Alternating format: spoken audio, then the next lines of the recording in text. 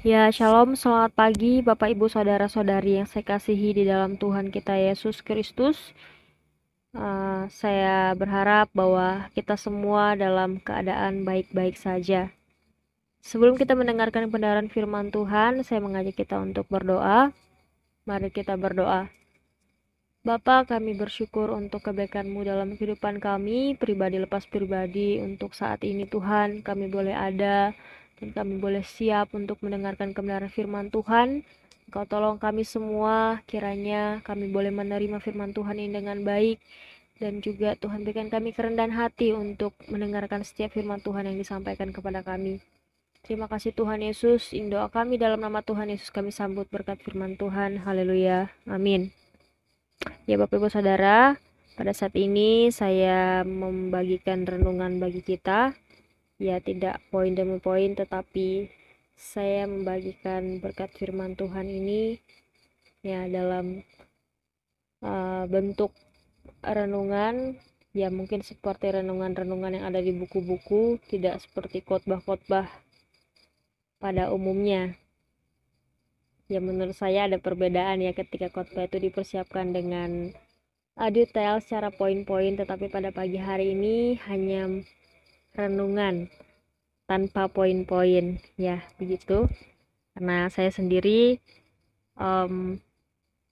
tidak cukup waktu untuk mempersiapkannya.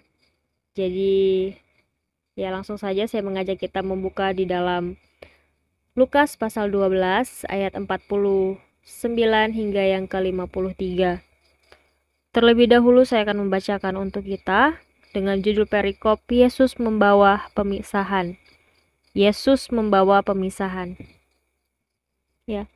Aku datang untuk melemparkan api ke bumi, dan betapakah aku harapkan api itu telah menyala. Aku harus menerima baptisan, dan betapakah susahnya hatiku sebelum hal itu berlangsung. Kamu menyangka bahwa aku datang untuk membawa damai di atas bumi? Bukan, kataku kepadamu, bukan damai melainkan pertentangan. Kalau mulai dari sekarang akan ada pertentangan antara 5 orang di dalam satu rumah, 3 melawan 2 dan 2 melawan 3. Mereka akan saling bertentangan, ayah melawan anaknya laki-laki dan anak laki-laki melawan ayahnya, ibu melawan anaknya perempuan dan anak perempuan melawan ibunya, ibu mertua melawan menantunya perempuan dan menantu perempuan melawan ibu mertuanya. Ya, amin untuk pembacaan firman Tuhan. Ya, pada saat ini kita melihat bahwa banyak orang yang menantikan Yesus. Ya, menganggap bahwa kedatangannya adalah untuk memberikan kelegaan, ketenangan dan kedamaian.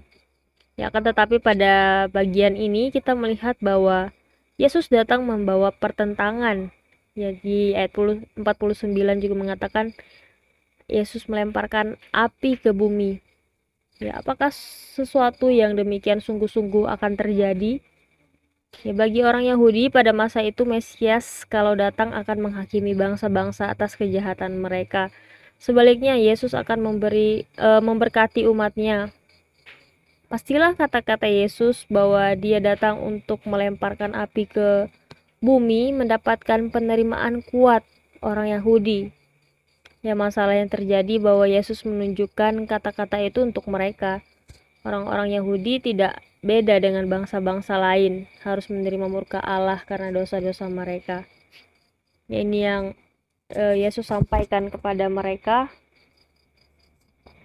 Ya, kemudian dalam bagian ini, saya lupa, saya memberikan judul renungan kita pada pagi hari ini dengan judul Jangan Padamkan Roh.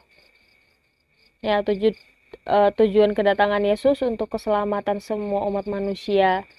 Kendati kedatangannya untuk suatu hal yang mulia, namun ada saja tantangan. Tantangan itu berasal dari orang-orang yang tidak suka perubahan yang baik dalam kehidupan mereka. Ya, kita melihat dalam nats ini bahwa dalam suatu keluarga sendiri terjadinya pertentangan. Ya, tidak dapat dipungkiri ya bahwa dalam setiap kita masing-masing di dalam keluarga mungkin masih ada yang memegang erat tentang kebudayaan nenek moyang, yang masih berkaitan dengan hal-hal berbau nenek moyang. Dan di sini dengan jelas bahwa kita, ya, yang kita harus lakukan adalah kita menentang sesuai dengan kebenaran firman Tuhan, kita berdiri sesuai dengan kebenaran firman Tuhan. Dan kesempatan kita adalah menjangkau orang-orang yang ada terdekat dengan kita, yaitu keluarga kita sendiri. Ya, kita harus berani menentang meskipun itu salah ketika kita melihat keluarga kita berada dalam situasi tersebut, masih menggunakan atau memegang hal-hal yang bertentangan dengan firman Tuhan. Kita dengan tegas untuk menentang mereka, melawan mereka. Atau bahkan lebih lagi ketika kita sebagai orang percaya, bahkan ada keluarga kita yang belum percaya, bahkan melarang kita dan mengharuskan kita untuk terpisah dengan mereka, ya kita harus berani untuk memihak kepada Tuhan. Ya, Tuhan Yesus menyadari bahwa ajarannya akan membawa pertentangan. Dengan lain kata, Tuhan Yesus memang mengizinkan adanya pertentangan di mana-mana. Tetapi bukan pertentangan siapa menang, siapa kalah. Bukan pertentangan soal kuasa, bukan pertentangan soal kekayaan, tetapi pertentangan untuk mencari kebenaran. Ya, sabda Tuhan Yesus adalah kebenaran dan hidup. Dan Roh Kudus yang dibawa oleh Tuhan akan membawa terang bagi orang yang menerimanya. Maka pertentangan itu terjadi karena ada orang yang sudah mau menerima penerangan dari Roh Kudus serta menerima kebenaran dari ajaran Yesus, berhadapan dengan orang yang menutup diri dari kebenaran.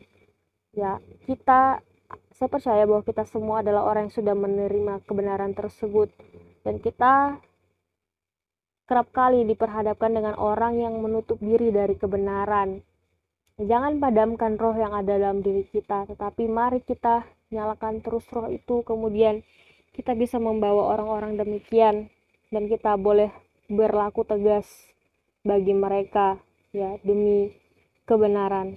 Melalui pembaptisan seorang Kristen secara sakramental, dibentuk menurut rupa Yesus, umat Kristen harus masuk dalam misteri pengosongan diri dan bertobat dengan rendah hati, harus masuk bersama Yesus ke dalam air, supaya keluar lagi bersama Dia harus dilahirkan kembali dari air dan roh, supaya di dalam Putra sendiri menjadi putra Bapa yang kekasih dan hidup dalam yang baru. Ya, Tuhan Yesus sendiri dibaptis. Ya, bentuk baptisan Tuhan itu bahwa Dia menunjukkan solidaritasnya. Ya, Tuhan itu dibaptis karena manusia, ya, bukan karena Dia berdosa kemudian disucikan, tetapi itu karena kita semua Dia melakukannya, dan bentuk solidaritas Tuhan terhadap kita semua yang berdosa. Ya, apalagi sebentar lagi kita akan mengenang hari kematian, ya, dalam momen-momen dimana kita bisa merenungkan betapa mulianya pengorbanan Tuhan atas hidup kita yang berdosa ini. Semua Tuhan lakukan karena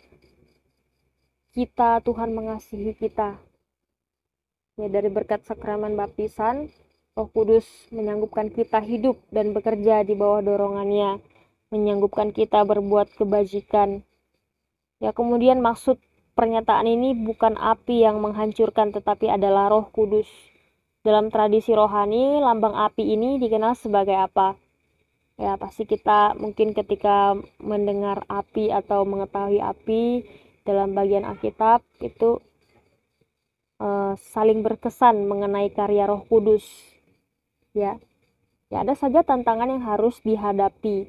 Pilihan ada di tangan kita. Kita memilih untuk menghadapi atau melarikan diri dari tantangan itu. Sebagai pengikut Yesus yang setia, jangan padamkan roh yang ada dalam diri kita. Ya, yang seperti dikatakan dalam 1 Tesalonika pasal 5 ayat yang ke-19. Ya, agar karya Roh Kudus nyata dalam kehidupan kita. Ya, jadi mari Bapak Ibu Saudara-saudari, ketika kita diperhadapkan dengan suatu keadaan yang bertentangan antara kebenaran dan sesuatu yang menutup diri dari kebenaran, ya mari kita berlaku tegas memihak kepada firman Tuhan. Kita berdiri demi nama Tuhan, tidak ikut serta atau ikut di dalam hal-hal yang bertentangan dengan kebenaran firman Tuhan. Karena Tuhan datang ya memisahkan kita dari hal-hal demikian. Ya, dan terus nyalakan roh yang ada di dalam diri kita. Firman Tuhan menuntun kita untuk melakukan kebenaran firman-Nya. Ya, supaya hidup kita senantiasa boleh menjadi berkat dan dirasakan oleh orang-orang yang ada di sekitar kita.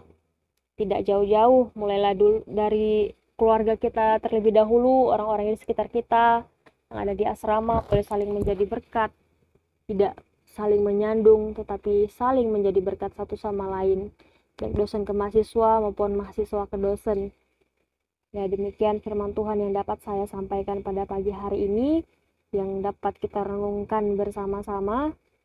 Mari kita berdoa. Tuhan Yesus, kami bersyukur untuk kebenaran firman-Mu yang boleh kami renungkan bersama-sama pada pagi hari ini. Kiranya Roh Kudus yang ada dalam diri kami senantiasa mengingatkan kami, memampukan kami ya Tuhan untuk memihak kepada kebenaran firman Tuhan, dan biarlah kami senantiasa boleh menjadi berkat bagi orang lain, terlebih hidup kami memuliakan nama Tuhan.